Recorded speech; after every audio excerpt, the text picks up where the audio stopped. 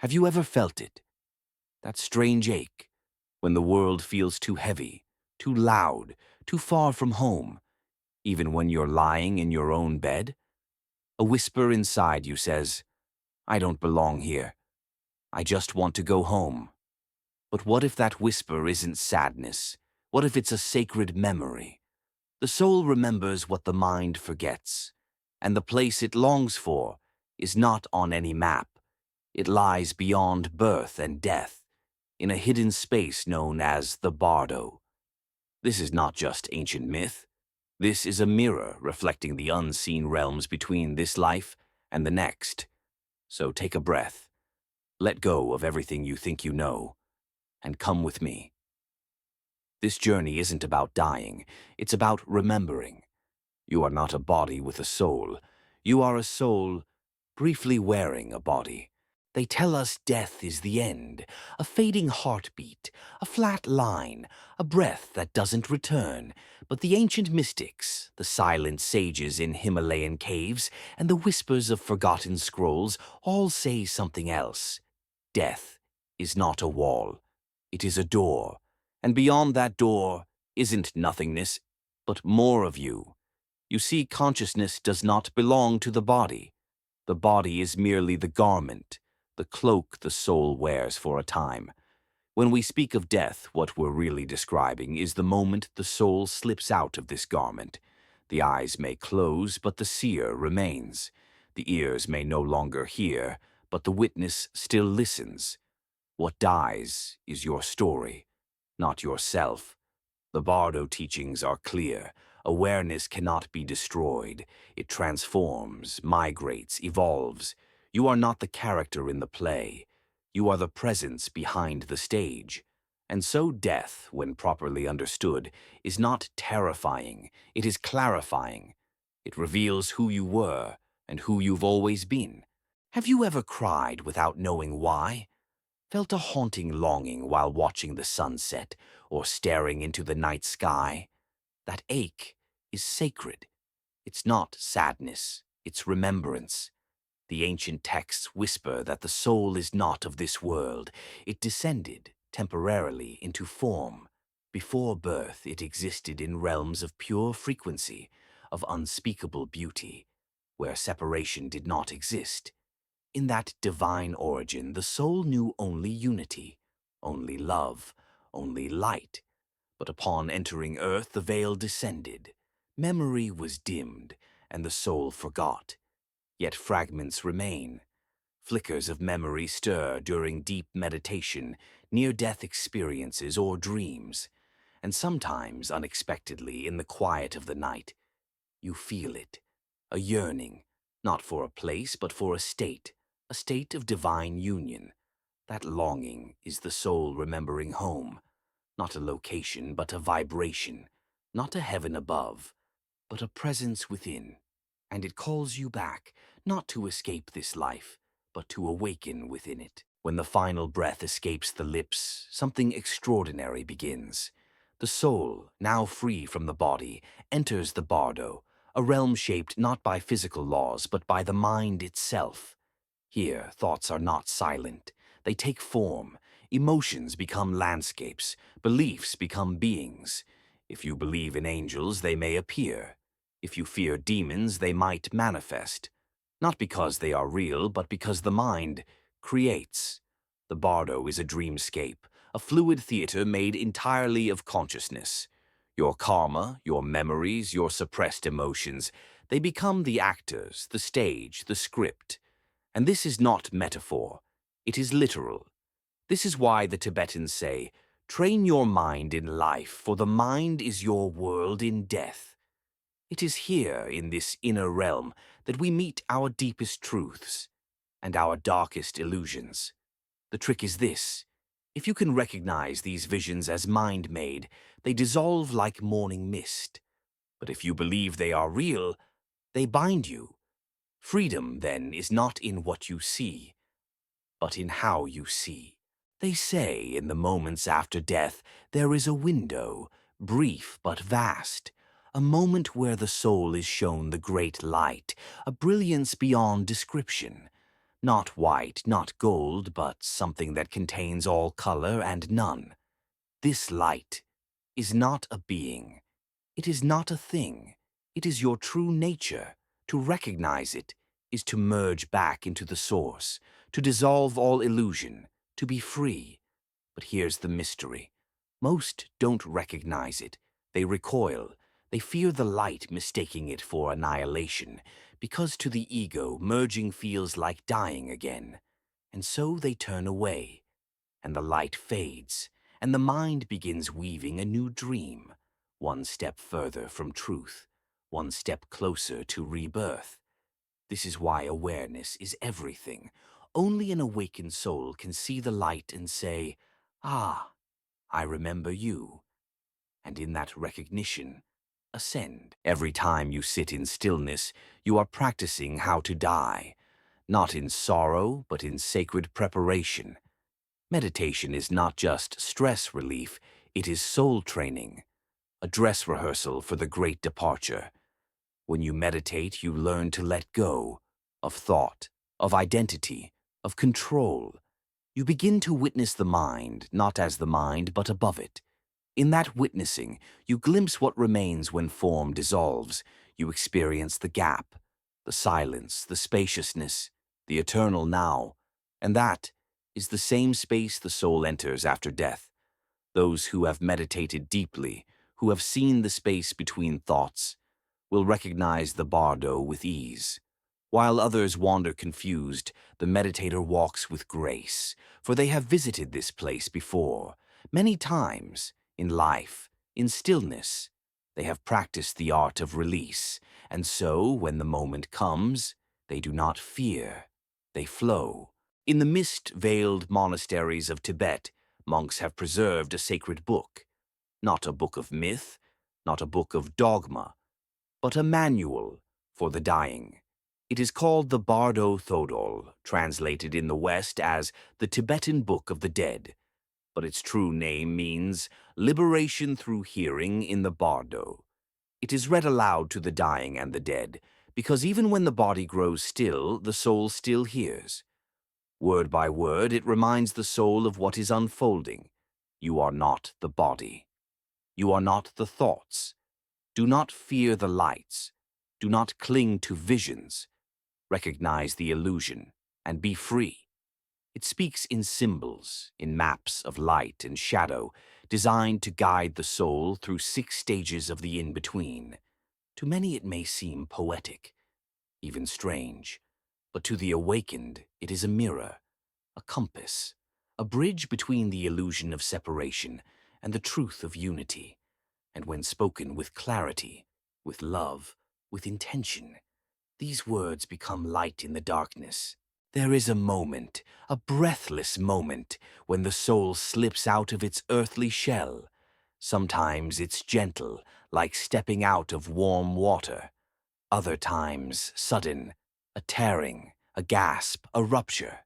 For some, there's a moment of floating, watching the room from above, hearing the cries of loved ones, seeing doctors scramble, hands no longer touching you, but the empty vessel you've left behind. You are still there, but not there. This moment is crucial, because in the confusion, many souls don't know they've died. They linger, clinging to the familiar. This is why prayers, chants, or gentle whispers from the living are powerful. They remind the soul, you are free now, move forward, do not fear.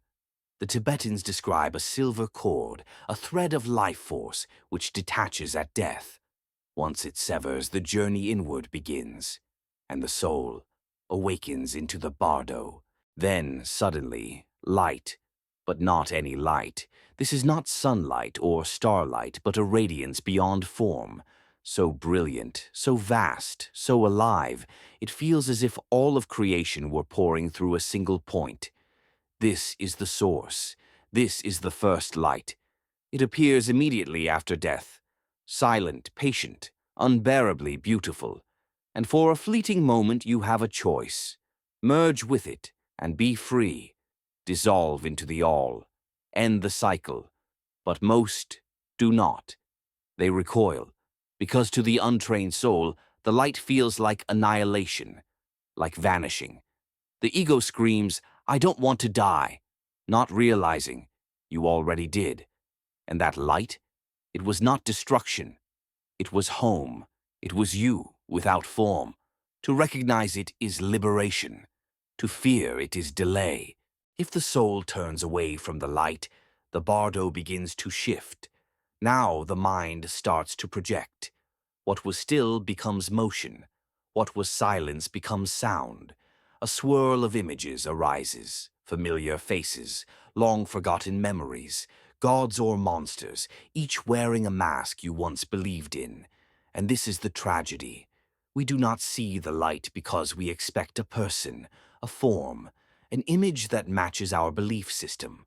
But the divine is formless. The light doesn't reflect what you want. It reflects what you are. Failing to recognize the light, the soul begins its descent, not into hell, but into illusion.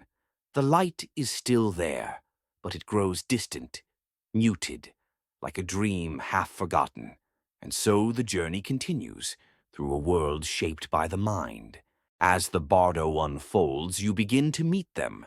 Some come cloaked in serenity, smiling faces of light, beings that radiate compassion and welcome.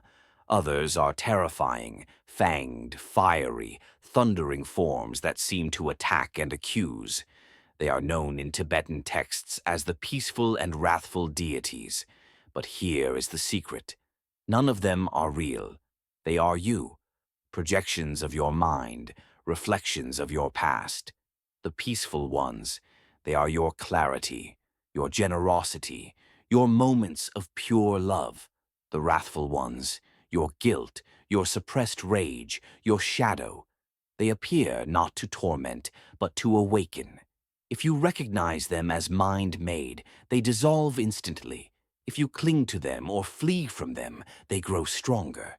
This is the great test, to look the demon in the eye and say, "You are my creation. I release you."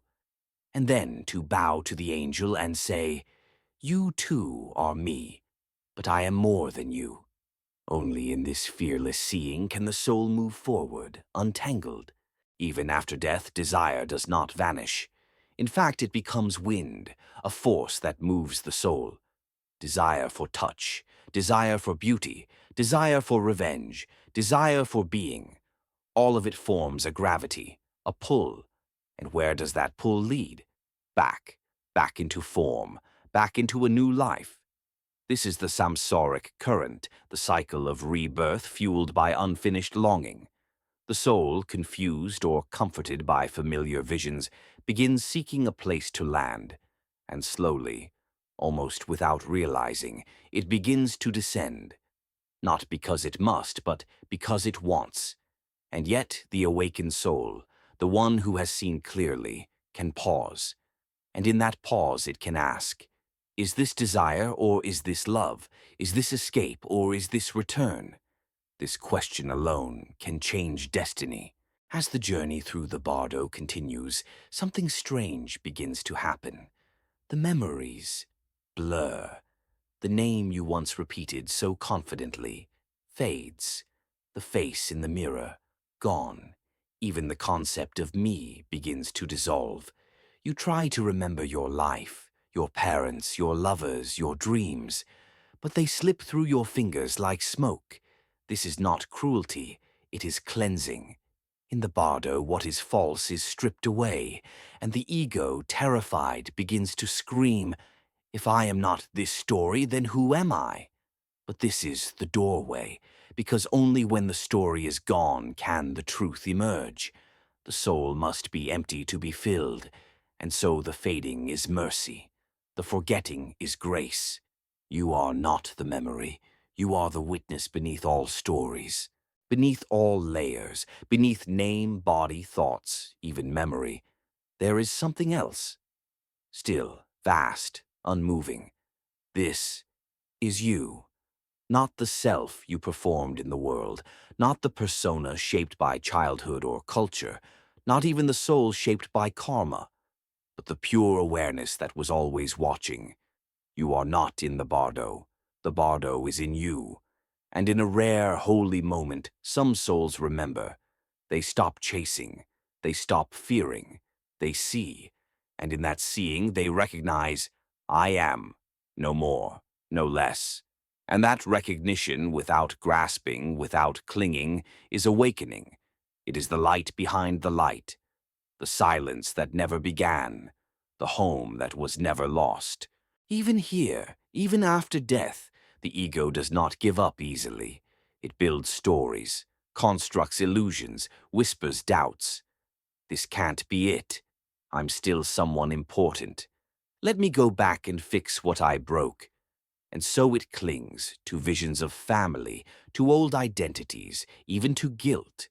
It creates entire dream worlds to hide in, fantasies of control, heavens or hells, all shaped by its refusal to let go. But eventually, these constructs collapse, because nothing false can last in the light of the Bardo. And when they fall, the soul stands bare, naked, empty, free, unless the ego rebuilds again and again, until exhaustion, until surrender. This is why in life we must begin practicing detachment, because the grip of ego is strongest when the illusion is most fragile, and only in letting go can we finally go home. Not all is solitary in the Bardo. There are moments, soft as whispers, when guides appear. They come not with thunder or command, but with a presence, ancient and familiar. You may see radiant beings, faces you've never known but somehow remember. Teachers, ancestors, bodhisattvas. They do not force. They do not save. They remind. Their purpose is to hold up a mirror and say, you are not lost. You are the light you seek. Sometimes they arrive when fear is thick, when the ego fights hardest, and their appearance can awaken clarity. But they cannot cross the veil for you. They can only point. You must walk. Their compassion is infinite, but your freedom is sacred. Even the holiest guide cannot override your will. In the Bardo, time loses its grip. There are no clocks, no sunrises, no aging of the body. Moments can stretch into what feels like centuries or collapse into flashes of insight. Here, time flows with consciousness, not the calendar. A soul tangled in fear may feel lifetimes pass. A soul rooted in presence may move through in moments. This is why awareness is the greatest compass. It determines the pace of passage.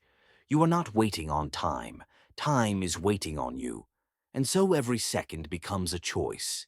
Drift or awaken. Resist or release.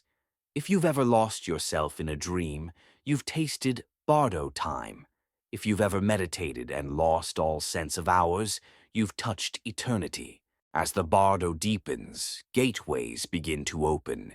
They may appear as tunnels, wombs, lights, or even voices. They call the soul, drawing it toward another incarnation. But this choice is not intellectual, it is vibrational.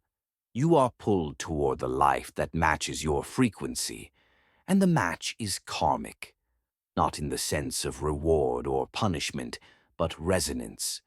A soul consumed by rage may be drawn to a violent world. A soul filled with compassion may find its way to serve. It's not about good or bad, it's about unfinished learning. Each gateway offers a lesson your soul is ready or refuses to face. You don't choose randomly. You are pulled by what still owns you. Some teachings say, at the threshold of rebirth, you see your future parents. You feel their emotions, sense their unresolved wounds, feel drawn to their energy, or repelled by it. An awakened soul may pause, may choose consciously, entering a new life not out of desire, but service. Others tumble in, without clarity, without pause, driven by longing, fear, or karmic echo. You may even feel remorse as the decision finalizes, but by then the pull is too strong. This is why awareness in the Bardo is vital. It gives you the power to choose rebirth with wisdom, or even to decline it. And yet, even unconscious choices carry the seeds of awakening. The Bardo is not distant. You are already rehearsing it. In your dreams, in your silences, in your moments of stillness when the ego fades. Every breath is a preparation, every act of mindfulness, a rehearsal for release. You cannot fake awareness in the Bardo. You can only carry what you've become. So how do you prepare? You meditate, you study, you face your fears, now. You let go, now. You forgive, now. This life is not the waiting room, it is the training ground. The soul that dies well is the one who lives awake, and to die awake is to never die at all. So now, dear seeker, what is death? Really, it is not the end, it is the doorway back. Back to the light, back to truth, back to the you that existed before form, before fear, before forgetting. The Bardo is not punishment. It is a passage of remembrance, a mirror, showing you who you truly are when all else is stripped away. And the more you awaken now, the more grace you will carry then. So live gently, love fully, meditate deeply, because the moment will come. And when it does, you will not be afraid. You will smile at the light and whisper, "Ah, I remember now. Thank you for walking this sacred path with ancient whispers. If this message stirred something in your spirit, don't let it fade. Like, share, subscribe. Your support keeps this wisdom alive. And above all, listen, remember, awaken.